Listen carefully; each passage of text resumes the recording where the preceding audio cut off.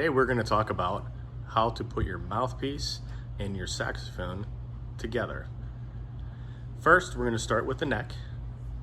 We're going to apply cork grease on the cork of the neck, gently rubbing it in. Take the excess cork grease, just wipe it off gently. Next, you'll put your mouthpiece on. With this, you want to make sure that you keep the ligature off, keep the reed off, and just put the mouthpiece on so that you don't damage any of those parts. Next, we'll take the ligature, slide it over the mouthpiece without chipping the top of the mouthpiece. Then we'll be ready to go and put on our reed. Now, it's time for us to install our reed onto our mouthpiece. First, we're going to line up the ligature, slide it up the mouthpiece a little bit so we have room to put our reed underneath it. Sliding it gently underneath the ligature, we're going to go and pull the reed down so that it's almost in position. Line up the ligature, and then we'll gently position the reed where we want to have it.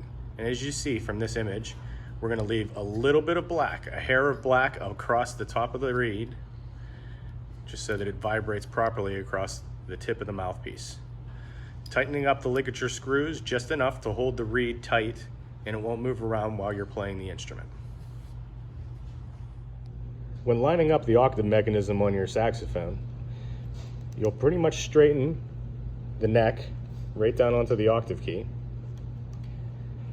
The most important is to go and watch where the under part of the octave key comes underneath the octave mechanism on the neck.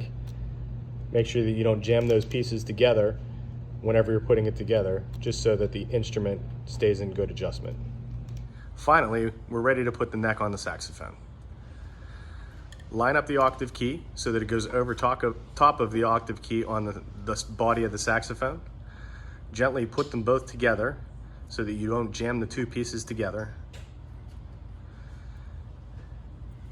While pushing, just be cautious not to go and push on the neck too much so you don't bend the neck or the octave key on the neck. Next, you'll tighten up the neck screw just enough to go and keep the neck from moving whenever it's on the body. It's very important to go and note that if you have to go and take the neck back off of the body, that you unscrew the neck screw first and gently pull off the neck, not to damage anything in pulling it off. Thanks for joining us today.